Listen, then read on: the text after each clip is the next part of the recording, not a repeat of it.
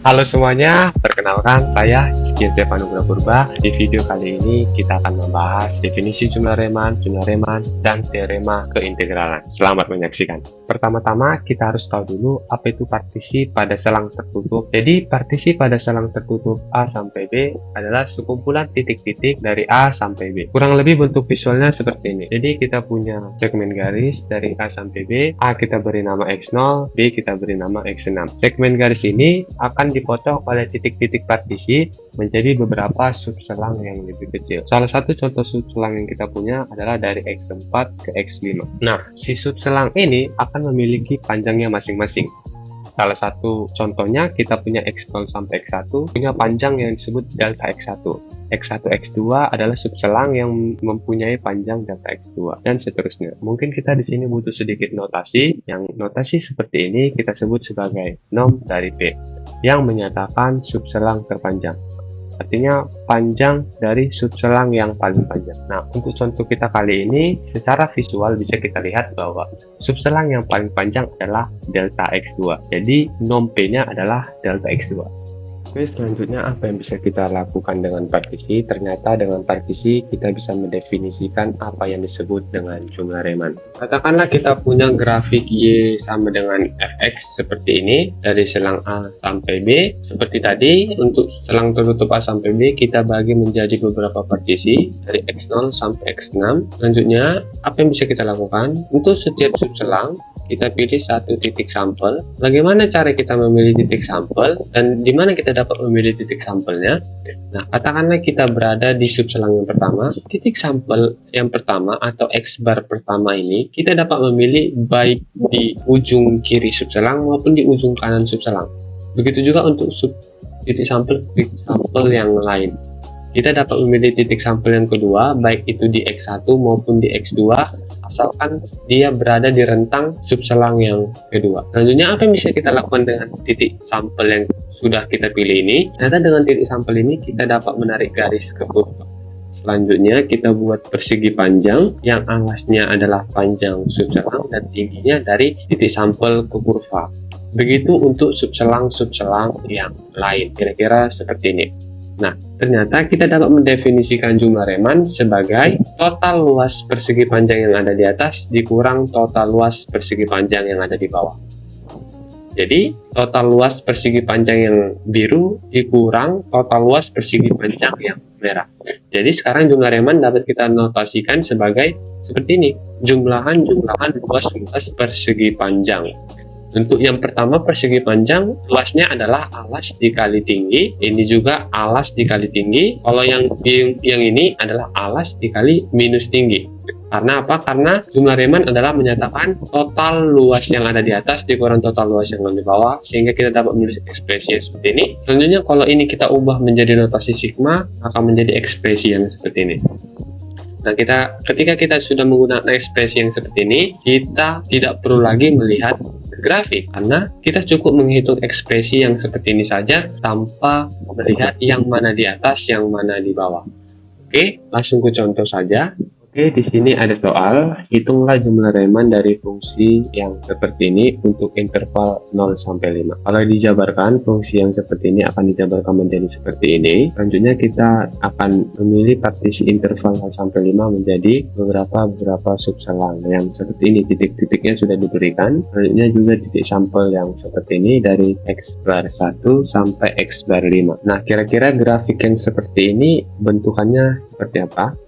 Bisa kita lihat, ternyata grafiknya bentuknya seperti ini. Selanjutnya kita akan membagi selang ini 0 sampai 5 dengan partisi yang sudah diberikan dari 0 sampai 1,1. Ini subselang yang pertama, 1,1 sampai 2, 1,1 sampai 2, subselang yang kedua dan seterusnya. Kita juga sudah diberi titik sampel untuk setiap subselang sampai titik sampel yang kelima. Untuk 5 subselang ya, untuk subselang yang pertama kita pilih titik sampelnya 0,5, subselang yang kedua kita pilih titik sampelnya 1,5, selanjutnya dan seterusnya sampai subselang yang kelima. Selanjutnya kita akan menghitung jumlah Riemann-nya. Untuk menghitung jumlah Riemann-nya kita akan menggunakan notasi sigma yang seperti ini. karena kita akan mempartisi selang 0 sampai 5 menjadi 5 subselang. Jadi notasi sigmanya kita mulai dari 1 sampai 5 fx bar i dikali delta xi. Kita bergerak dari 1, jadi fx bar 1 dikali delta x1, fx bar 2 dikali delta x2 sampai ke 5 yang seperti ini. Selanjutnya, untuk titik sampel pertama, kita substitusi ke fungsi. Karena kita punya titik sampel subselang yang pertama adalah 0,5. 0,5 ini kita substitusi ke fungsi untuk mendapatkan tinggi persegi panjang. Selanjutnya, setelah tinggi, kita harus mencari lebar. Lebarnya itu adalah panjang subselang yang pertama. Panjang subselang yang ini saja adalah 1,1 dikurang 0. Begitu juga untuk subselang-subselang lain sampai fx per 5 delta x5. Selanjutnya kita lakukan kalkulasi, dapatlah jumlah remannya seperti ini. Oke, pada dua slide sebelumnya kita sudah mendefinisikan apa itu jumlah reman, yaitu sebagai total luas persegi panjang yang di atas dikurang total luas persegi panjang yang di bawah, atau kita notasikan sebagai notasi sigma yang seperti ini. Jika subselangnya ada 6, berarti I-nya kita mulai dari 1 sampai 6, fx bar i dikali delta xi, fx bar i sebagai tinggi, delta xi sebagai lebar subselang. Oke, kita perhatikan situasi yang seperti ini. Kalau kita lihat, kita perhatikan subselang yang paling terpanjangnya aja, atau kita notasikan sebagai nom P. Pertanyaannya, dari situasi yang seperti ini, apa yang terjadi jika subselang yang terpanjangnya saja menuju 0? Apa yang terjadi jika nom P-nya menuju 0? Artinya, subselang yang terpanjangnya aja menuju 0, apalagi yang lebih kecil, pastilah juga menuju 0. Artinya, ketika kita berada di subselang yang kedua, nom P-nya menuju 0, artinya X2-nya dekat-dekat ke X1. Apa yang bisa kita bayangkan jika subselang yang terpanjangnya aja menuju 0? Kira-kira situasinya akan seperti ini. Situasinya akan seperti ini, partisinya akan sekecil-kecilnya mungkin, sekecil-kecil mungkin seperti ini. Bisa kita notasikan sebagai jumlah reman yang seperti ini. Nah, coba kita bayangkan apabila partisi-partisinya ini lebih kecil, nom P-nya menuju 0. Ya, gimana? Bisa kita bayangkan, yang kita dapat akan menjadi seperti ini. Bisa kita tulis ketika nom P-nya menuju 0, ketika subselang yang terpanjangnya aja menuju 0, maka kita dapatkanlah luasan jumlah remannya adalah A1 ditambah A3 dikurang A2. Karena jumlah reman adalah total luas yang di atas dikurang total luas yang di bawah. Atau bisa kita tulis sebagai limit jumlah reman. Limit untuk nom P menuju 0 jumlah reman adalah yang seperti ini, dimana sekarang limit jumlah remannya kita tulis sebagai jumlahan luas A1 ditambah A3 dikurang A2. Nah, konsep dari limit jumlah reman yang kita bahas di slide sebelumnya akan mengantarkan kita ke konsep keintegralan. Jadi, fungsi f terintegralkan pada selang tertutup AB jika jumlah remannya ada dan sama nilainya untuk setiap partisi P. Jika limitnya ini ada dan kita tidak peduli partisi apa yang kita pilih, asalkan nilai partisinya sama, maka fungsi f terintegralkan pada selang tertutup AB. Atau notasinya dituliskan seperti ini, limit jumlah reman sama dengan integral dari fx dx dari A sampai B. Oke, cukup sekian definisi jumlah reman dan limit jumlah reman dari saya mengucapkan terima kasih. Berikutnya, saya akan menjelaskan mengenai luas suatu daerah dengan jumlah reman.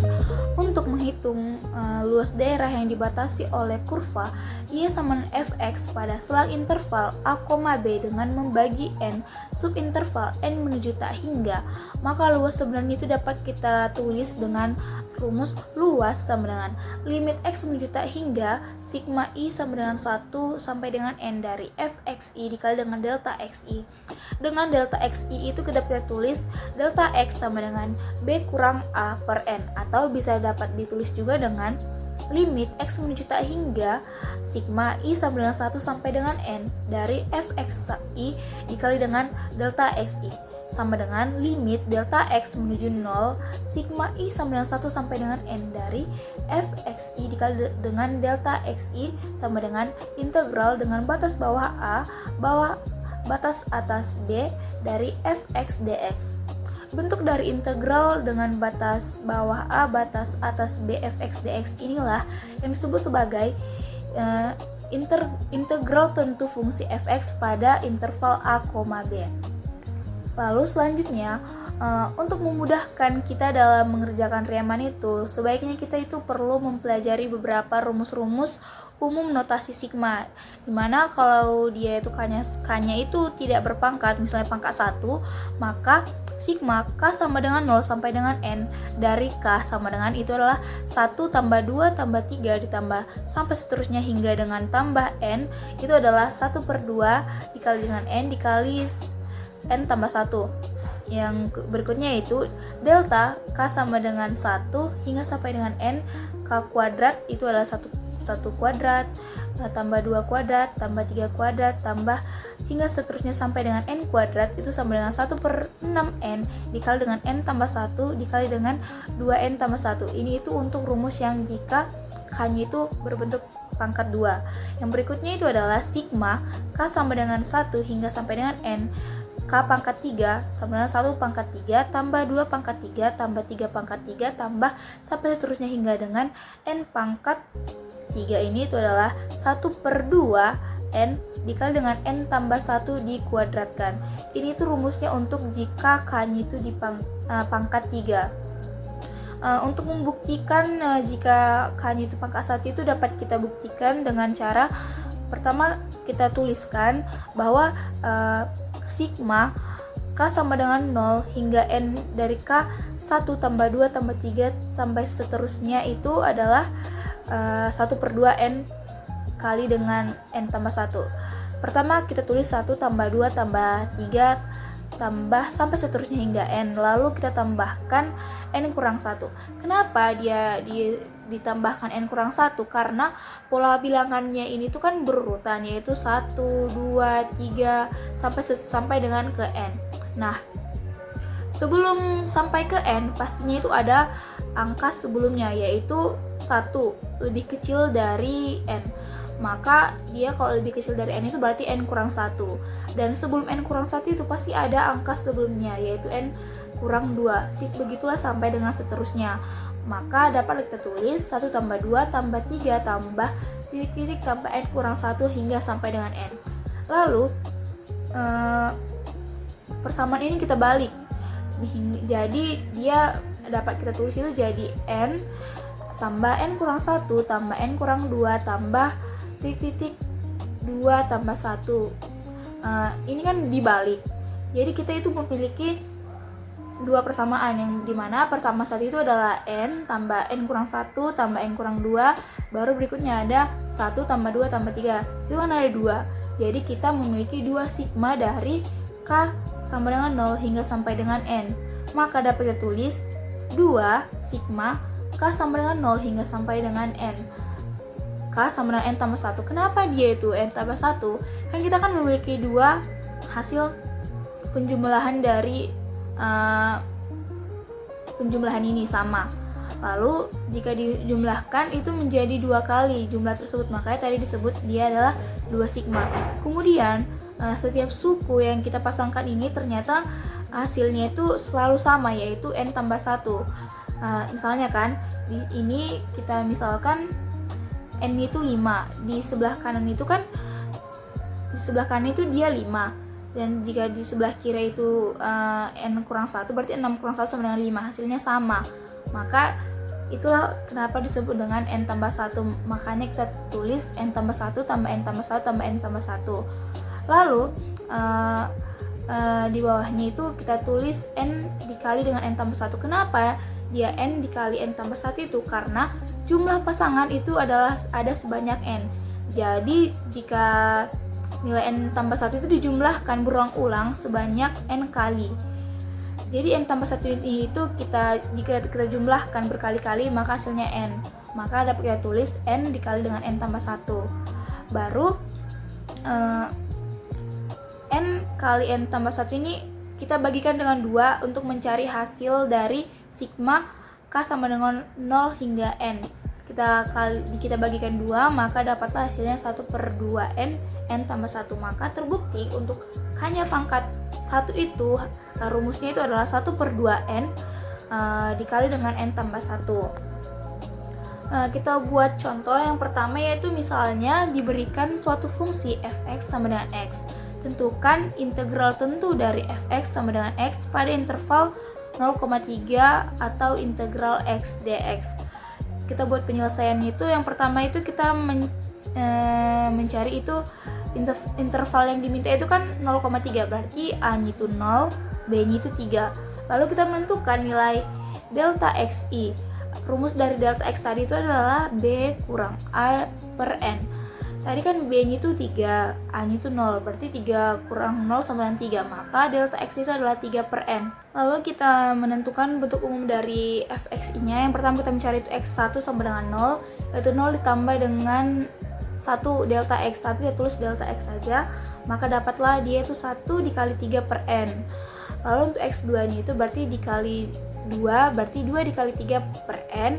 Untuk x3-nya itu 3 dikali 3 per N. Begitu juga dengan sampai seterusnya. Berikutnya kita menentukan jumlah Riemann-nya. Kita masukkan ke rumus, yaitu limit n menuju tak hingga sigma bisa dengan 1 sampai dengan n dari fxi dikali dengan delta xi. Tadi kan kita ketahui bahwa xi-nya itu adalah i dikali 3 per n. Lalu kita mendapatkan delta xi-nya itu adalah 3 per n. Lalu kita masukkan limit n menuju tak hingga sigma i sama dengan 1 sampai dengan n. Kita kalikan i kali 3 per n itu dengan 3 per n, maka kita dapat i kali 9 per n pangkat 2. 9 per n pangkat 2 itu kita pindahkan ke ruas kanan sehingga kita mencari nilai i-nya. Jadi kita mencarinya itu dengan menggunakan rumus notasi sigma tadi, dimana jika dia yang pangkat 1, kita memakai rumusnya 1 per 2n dikali n tambah 1. Lalu dapatlah 9 per n pangkat 2 dikali dengan 1 per 2n kali n tambah 1. Lalu kita kalikan 9n pangkat 2 itu dengan rumus notasi tadi itu, sehingga kita mendapatkan 9 per n pangkat 2 dikali n tambah 1 per n pangkat 2. Lalu ini kita sederhanakan menjadi 9 per 2n pangkat 2 ditambah dengan 9 per 2 per n pangkat 2. Ini kan dibilang tadi limit n menuju tak hingga, sehingga jika dimasukkan n itu menjadi tak hingga maka hasilnya itu akan 0, maka hasil dari Riemann ini adalah 9 per 2. Lalu untuk contoh berikutnya, kita buat contohnya itu misalnya diberikan suatu fungsi fx sama dengan x pangkat 2, tentukan integral tentu dari fx sama dengan x pangkat 2 pada interval 0,2 atau integral dengan batas bawah 0 batas atas 2 x pangkat 2 dx. Penyelesaian itu pertama kita mencari interval yang diminta, dan dibilang tadi pada interval 0,2. Jadi b-nya itu adalah 2, a-nya itu sama dengan 0. Maka untuk mencari rumus delta, untuk mencari delta x ini itu, maka kita mencarinya delta x sama dengan b kurang a per n. Tadi kan b-nya 2, a-nya 0, maka 2 kurang 0 per n, maka 2 per n. Lalu berikutnya kita mencari bentuk umum dari fxi, sama seperti soal yang pertama tadi. Untuk x1 itu berarti dia dikali dengan 1, maka 1 kali 2 per n. x2 dikali dengan 2, maka 2 kali 2 per n. Begitu juga dengan sampai seterusnya hingga xi, maka i kali 2 per n. Lalu untuk bentuk fx sama x pangkat 2 itu, maka fxi-nya itu adalah, tadi kan ini kan pangkat 2, berarti xi-nya itu kita pangkatkan dengan 2. Jadi i kali 2 per n itu kita pangkatkan 2 hingga kita mendapatkan itu 4 per n kuadrat dikali dengan i kuadrat. Berikutnya kita menentukan jumlah Riemann-nya. Ini sama seperti rumus pada soal yang tadi, dimana rumusnya itu adalah limit n menuju tak hingga sigma i sama dengan 1 sampai dengan n dari fxi dikali dengan delta xi. Dan kita ketahui bahwa xi-nya itu adalah 4 per n kuadrat kali dengan i kuadrat. Lalu delta xi-nya itu kita dapat 2 per n.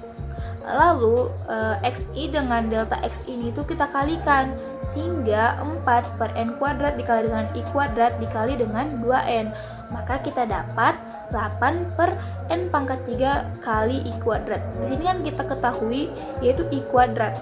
Jadi kita menggunakan rumus notasi sigmanya yang pangkat 2, di mana rumus notasi sigma yang pangkat 2 itu adalah 1/6n dikali dengan n tambah 1 dikali dengan 2n tambah 1.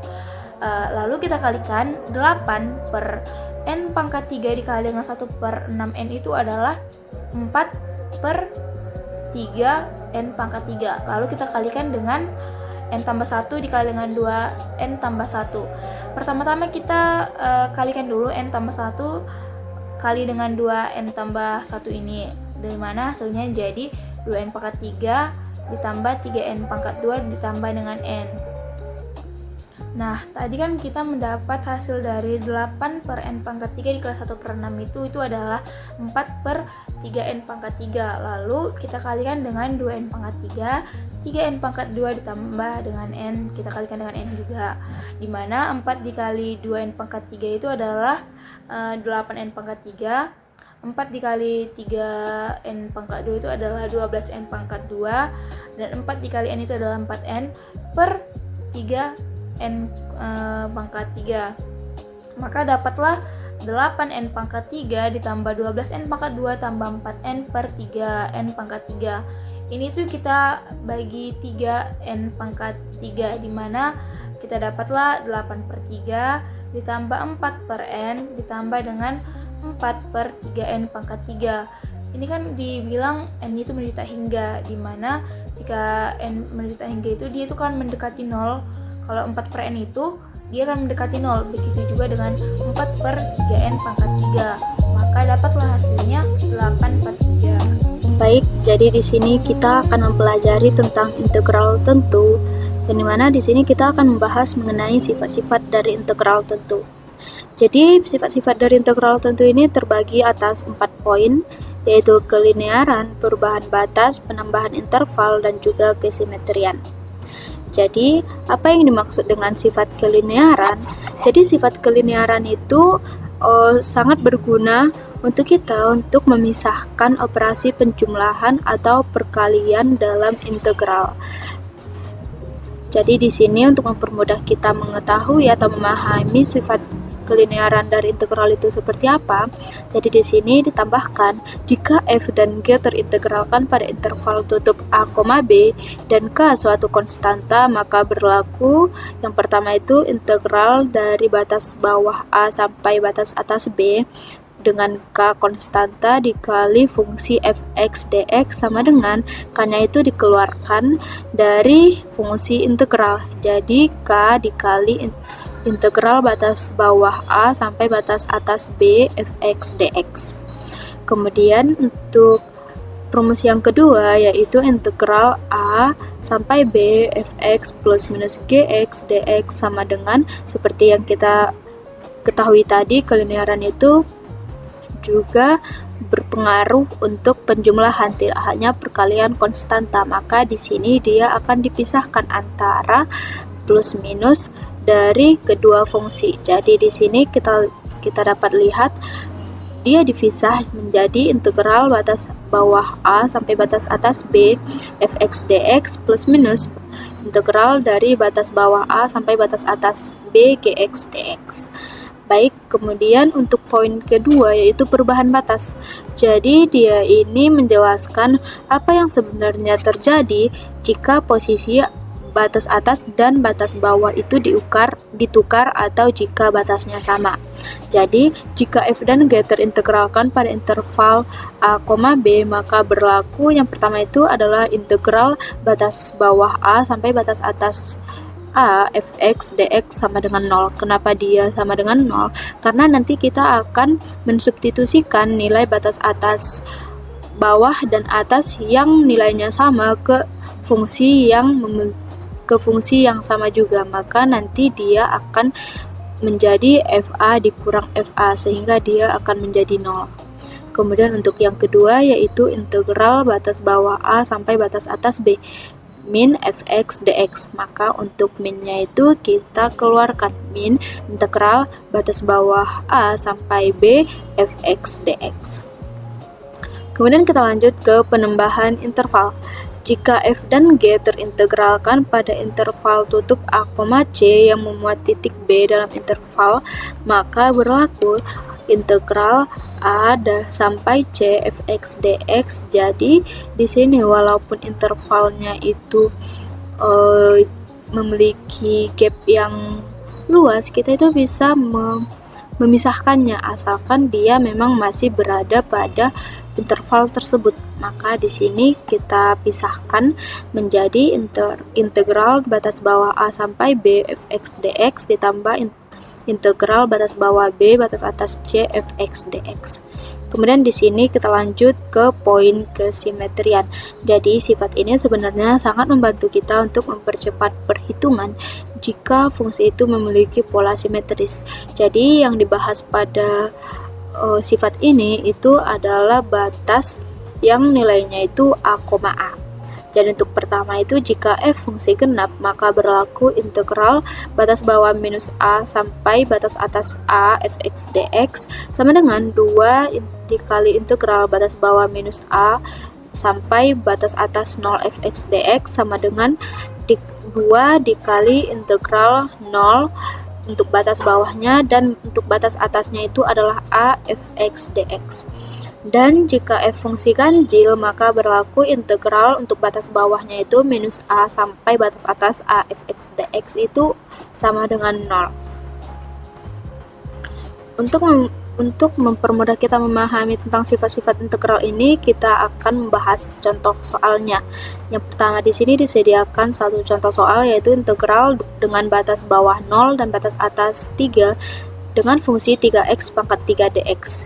Jadi seperti yang kita ketahui, untuk mencari atau untuk menghitung integral tentu kita itu harus terlebih dahulu mengintegralkan fungsi tersebut agar kita bisa memasukkan nilai batas atas dan juga batas bawahnya.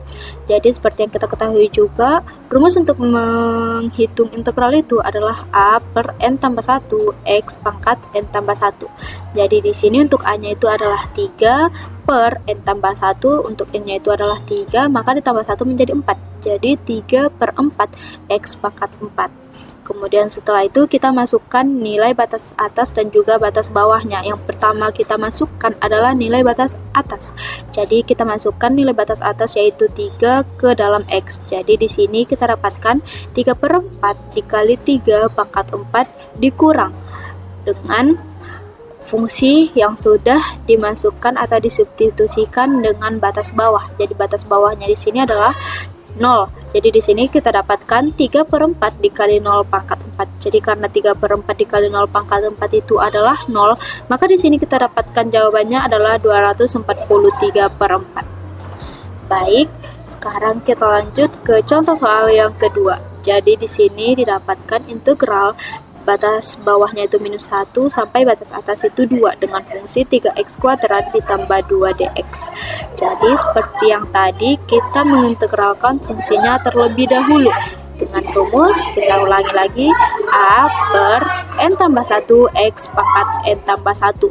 Jadi di sini untuk n-nya itu adalah 2 ditambah 1 ada menjadi 3. Maka 3 per 3 sama saja dengan 1, maka tidak perlu kita tulis, menjadi x pangkat 3 ditambah 2x. Untuk integral itu kita menambahkan x-nya. Kemudian di sini kita substitusikan batas atas dan juga batas bawahnya. Untuk batas atas itu 2, maka kita substitusikan ke x menjadi 2 pangkat 3 ditambah 2 dikali 2 dikurang dengan batas bawahnya yaitu minus 1 pangkat 3 ditambah 2 dikali minus 1, sehingga kita dapatkan jawabannya 15. Baik, di sini ada lagi contoh soal ketiga, di mana di sini kita mendapatkan fungsi integral dengan batas bawah 1 dan batas atas 2x x kuadrat ditambah 2 kali dx. Penyelesaiannya itu adalah kita terlebih dahulu mengkalikan yang angka 2x ini untuk mempermudah kita mengintegralkan fungsinya. Jadi di sini kita dapatkan dia menjadi 2x pangkat 5 ditambah 8x pangkat 3 ditambah 8x dx. Kemudian ketika fungsinya itu sudah sederhana, maka bisa kita masukkan nilai batas atas dan juga batas bawahnya. Jadi di sini kita masukkan 1/3 dikali 2 pangkat 6 ditambah 2 dikali 2 pangkat 4 ditambah 4 dikali 2 pangkat 2 dikurang dengan fungsi yang sudah disubstitusikan dengan batas bawah, yaitu 1/3 dikali 1 pangkat 6 ditambah 2 dikali 1 pangkat 4 ditambah 4 dikali 1 pangkat 2. Di sini kita dapatkan jawabannya adalah 63. Dan yang keempat, ini soal yang memiliki keterkaitan dengan ilmu lain, yaitu trigonometri. Jadi di sini dijabarkan atau diberikan integral batas bawah 0 dan juga batas atasnya pi/2 sin 2x dx. Maka kita terlebih dahulu mengintegralkan dari fungsi ini. Seperti yang kita ketahui, untuk integral dari sin x itu adalah min cos x. Jadi kita tulis terlebih dahulu min cos x. Karena di sini adalah 2, maka kita tambahkan 2, dan karena ini adalah integral, maka kita kalikan dengan 1/2. Sehingga di sini didapatkan minus 1/2 cos 2x dengan batas bawah 0 dan batas atas pi/2. Jadi di sini kita masukkan pi/2 ke x. Jadi didapatkan min 1/2 cos pi. Kenapa bisa kita dapatkan cos pi? Padahal sebenarnya kita harus mensubstitusikan pi/2 karena sebelumnya yaitu bentuknya 2x. Maka kita masukkan pi/2 menjadi 2 dikali pi/2. Maka 2 hingga hanya mensisakan pi. Kemudian kita substitusikan dengan batas bawahnya, yaitu kita dapatkan min 1/2 cos 0. Kemudian ini kita dapatkan untuk cos pi itu sama saja dengan cos 180. Jadi di sini kita dapatkan 1/2 ditambah, dan cos 0 itu adalah 1. Tapi karena di sini untuk tandanya itu adalah negatif, bertemu negatif, maka dia ditambahkan, jadi tambah 1/2, dan dia hasilnya itu adalah 1.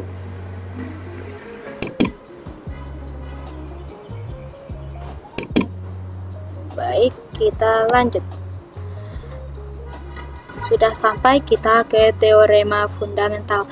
Jadi untuk mempelajari tentang kalkulus integral kita itu tentu saja harus mengetahui teorema fundamental agar bisa mempermudah kita dalam menyelesaikan masalah-masalah integral yang lebih rumit. Jadi di sini diberikan definisi teorema fundamental kalkulus adalah teorema yang menghubungkan konsep turunan dan integral. Teorema ini menunjukkan bahwa integral dan turunan merupakan operasi yang saling berkaitan. Mereka saling berkaitan tapi mereka tidak sama. Jadi teorema fundamental kalkulus terdiri dari 2 bagian, yaitu teorema fundamental kalkulus pertama dan teorema fundamental kalkulus kedua. Jadi di sini kita akan bahas mengenai teorema fundamental kalkulus pertama.